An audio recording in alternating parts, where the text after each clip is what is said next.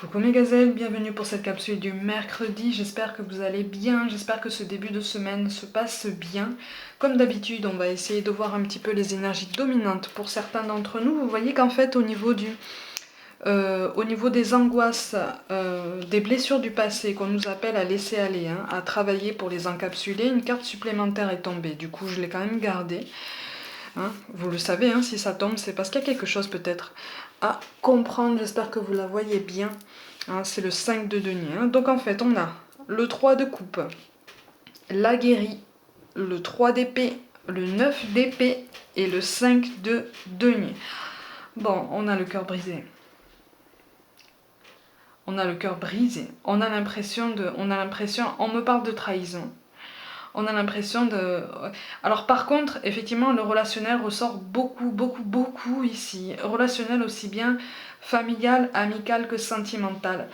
On a un sentiment de trahison, mais j'ai l'impression qu'en fait ce sentiment est présent des deux côtés. Ça n'est pas forcément justifié, c'est plutôt appuyé sur beaucoup de mauvaises compréhensions, beaucoup de malentendus, un manque d'explication, peut-être un manque de dialogue aussi, beaucoup de pudeur. Mais une pudeur exacerbée en fait par beaucoup d'angoisse, par la peur de ne pas peser les bons mots, la peur voilà, de ne pas dire les bonnes choses et d'attiser les conflits plutôt que de les apaiser. Attiser involontairement. Hein. Donc en fait on se retrouve vraiment dépourvu dans une situation qui nous fait mal au cœur. Là on a vraiment le cœur brisé, on a l'impression d'avoir gâché quelque chose. Alors j'ai l'impression que cette culpabilité anime les deux côtés. J'ai l'impression que des deux côtés, au niveau relationnel, on a l'impression d'avoir gâché quelque chose. On a l'impression justement de porter des responsabilités. Alors bien sûr, dans le relationnel, on a chacun nos responsabilités. On a chacun, voilà, notre part de... On pèse quelque chose de toute façon hein, dans un duo. Et en fait, on se dit que j'ai l'impression que d'un côté, on regrette d'avoir peut-être raté une occasion d'aller vers cette progression, de montrer un soutien par rapport à quelqu'un. On a cette sensation en fait. Comme je le dis, c'est pas forcément justifié, mais on est tellement rongé par la culpabilité par moment qu'en fait on a la sensation de ne pas avoir pris d'initiative pour soutenir la personne en face de nous, la personne de notre cœur quand elle nous l'a demandé ou quand elle en avait besoin. On est aussi englué dans cette culpabilité qui en fait nous paralyse, nous tétanise, ce qui fait que présentement on ne fait rien. En fait on a l'impression d'être vraiment dépourvu, d'être vraiment... de découvrir en fait, j'ai l'impression que quelqu'un là découvre les blessures qu'il a entre guillemets causées à son autre. Et réciproquement en fait. Vous fonctionnez vraiment en effet miroir. Et vous savez, en fait, là, des deux côtés, on est en train de se dire ah j'aurais dû dire ça, ah j'aurais dû peut-être tendre la main, ah j'aurais peut-être dû lui répondre ça, ou peut-être que j'aurais dû lui répondre tout court, peut-être que j'aurais dû lui parler, et donc on dort mal, et donc on regrette. Alors on a à la fois des regrets et des remords, hein, voilà, donc on repense à ce qu'on aurait dû faire, on repense à ce qu'on aurait pu faire, on repense à ce qui a été fait et qui a été blessant, qui a creusé peut-être le fossé entre vous. On regrette des projets en commun. En fait, là, on est vraiment désespéré. Là, pour le coup, la pensée positive, elle y est pas du tout. Hein. Là, on est vraiment dans une humeur massacrante et même massacrée en ce sens que on est vraiment au fond du seau là. Hein. Et en fait, ça concerne ces trois cartes-là, donc les angoisses, les blessures qu'on nous appelle vraiment à encapsuler. Hein. Rien n'est perdu. Je rappelle que c'est une guidance générale. Hein. Donc prends vraiment ce qui résonne pour toi. Hein. Rien n'est perdu, c'est ça qu'on est en train de te dire. Rien n'est perdu pour toi comme pour ton autre ou pour la personne de ta famille avec qui le relationnel est difficile ou le cercle amical. Rien n'est perdu, mais effectivement, Les remords et les regrets ne font qu'entretenir des énergies basses, ça ne fait qu'entretenir des énergies alimentées par l'ego, des questions alimentées par le mental et qui provoquent une dévalorisation et de soi-même et potentiellement de l'autre à travers de la colère, à travers des rancœurs, à travers des ressentiments, du coup, voire même du mépris parfois. Du coup, on a cette sensation d'être soit abandonné, soit d'avoir été abandonné, ou rejeté, ou trahi, ou même un petit peu tout ce mélange-là. Et on a l'impression de, oui, pour les plus radicaux, on se dit, mais en fait, j'ai perdu du temps, ou je lui ai fait perdre du temps. Euh, et on culpabilise des deux côtés. Et là, on est en train de nous dire attention parce que plutôt que de rester comme ça, chacun dans son coin, à culpabiliser et à alimenter des questions, on nous demande effectivement de travailler sur nous et de dire attends, là, si on a la guérille qui tombe mais qui tombe à l'envers, c'est parce qu'en fait là, on nous demande vraiment de nous rendre compte qu'on a tous les éléments à disposition déjà pour poser des mots sur ce qui s'est passé, pour poser des mots sur ce qui aurait pu se passer. Regarde le mot-clé qui tombe pour aujourd'hui. On a le bonheur. Hein, c'est pas pour rien. C'est pas pour rien. Ça veut dire, encore une fois, hein, rien n'est perdu. Rien n'est perdu. Il peut y avoir une amélioration de la situation. Alors pour certains, pour une petite partie d'entre vous, on ne sera pas non plus dans l'euphorie. Ce ne sera pas festif, mais il y aura une accalmie. Il peut y avoir une accalmie. Il peut y avoir une réconciliation. Il peut y avoir une main tendue, un pas en avant en tout cas.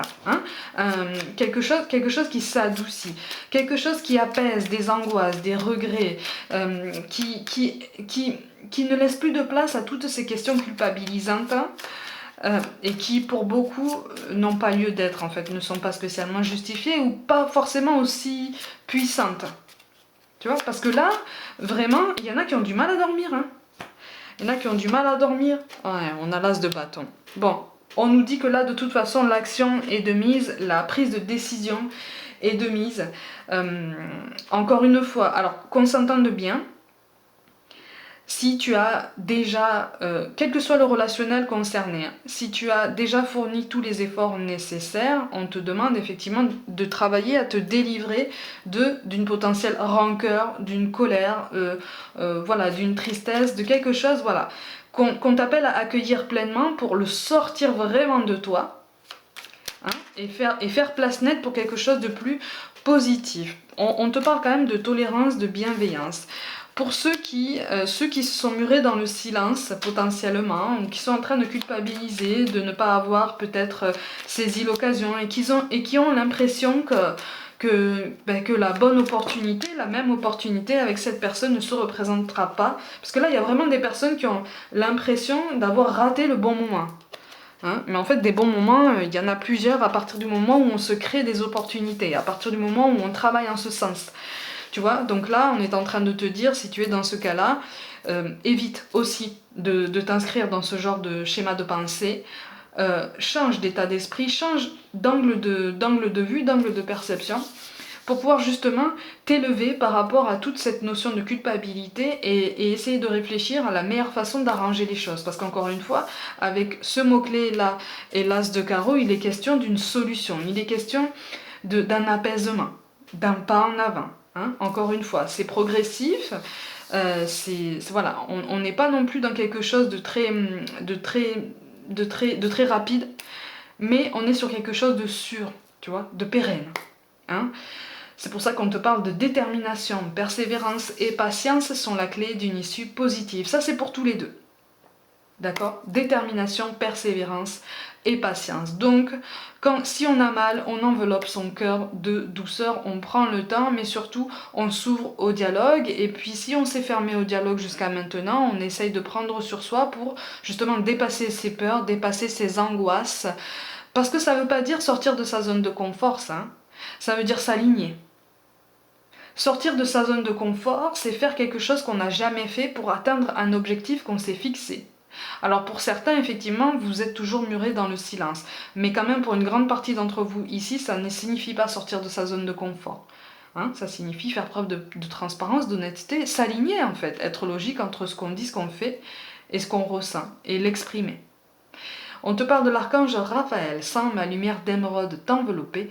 Moi, l'archange Raphaël, je t'offre la guérison et la sérénité. L'orage va s'éclaircir bientôt et le soleil va briller pour l'éternité. Et confiance, tu vois, l'orage va s'éclaircir bientôt. Il va y avoir une accalmie, il va y avoir quelque chose, parce que de toute façon, pour ceux qui ont du mal à dormir là et qui sont en train de culpabiliser, vous pouvez pas tenir bien longtemps encore là. Hein. Là, c'est comme si votre corps, en fait, restait en veille pour vous dire maintenant tu me fais encaisser un petit peu trop, il est temps que tu t'exprimes, il est temps que tu... Et c'est le mot, c'est l'essence même, c'est la définition même du mot expression. Hein. C'est le sortir littéralement de ton corps, l'exprimer, le dire, poser des mots. Là, il est grand temps. Rien n'est perdu. Encore une fois, avec le 5 de denier, il est question d'une amélioration. Il y a des doutes, il y a des regrets, il y a des remords, mais une issue est toujours positive. Mais à partir du moment où on fait un effort en ce sens-là. Hein, et en carte finale, on te parle quand même de compassion. Quand tu fais preuve d'une véritable compassion envers toi-même, l'univers te répondra automatiquement en te comblant de joie et de chance. Voilà. Donc la compassion, c'est pour ceux qui sont dans l'insomnie. Et regarde, tu reçois des signes. Tu reçois des signes. Donc des signes qu'il faut bouger, des signes qu'il faut laisser aller certains remords, certains regrets.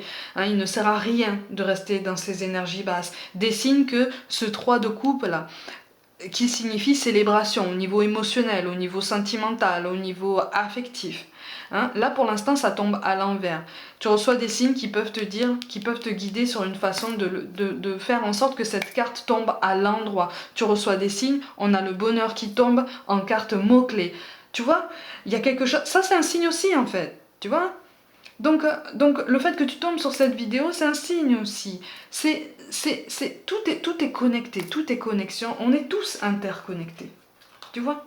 Donc dis-toi bien que si toi tu as du mal à dormir, pour beaucoup d'entre vous, au niveau de votre autre, au niveau du membre de la famille auquel vous pensez, ou au niveau d'un ami, c'est potentiellement la même chose, on est potentiellement dans le même état. Vous voyez? C'est la communication qui est mise à mal en fait.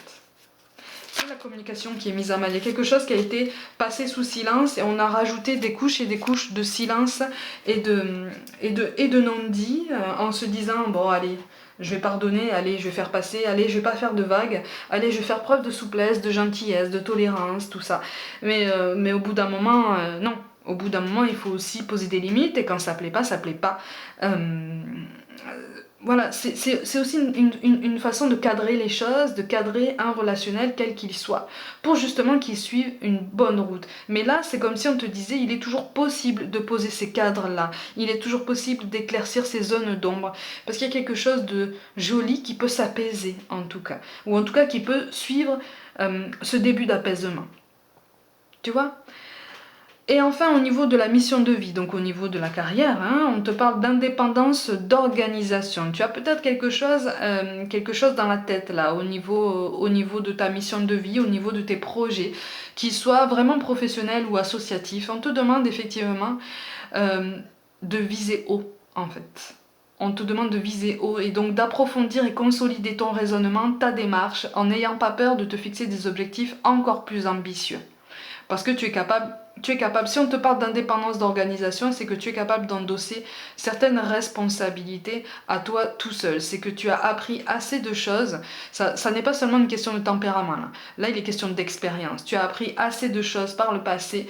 Tu es en train de comprendre encore certaines choses qui vont te permettre justement de rebondir et de tenir bon au niveau justement de cette indépendance, de cette autonomie et pour faire grandir quelque chose avec de très très beaux objectifs. Voilà mes gazelles pour aujourd'hui. Hein. Prenez soin de vous, croyez en vous. Comme d'habitude, pour toute guidance personnelle, envoyez-moi un mail. Abonnez-vous à ma chaîne, activez la petite cloche pour recevoir toutes les notifications. Partagez mon travail en masse, encore une fois je vous y invite vivement. Suivez-moi aussi sur Facebook et Instagram pour des petites guidances notamment. Merci pour tout votre soutien et pour toute votre ouverture. Je vous envoie tout mon cœur, tout mon amour et je vous dis à demain.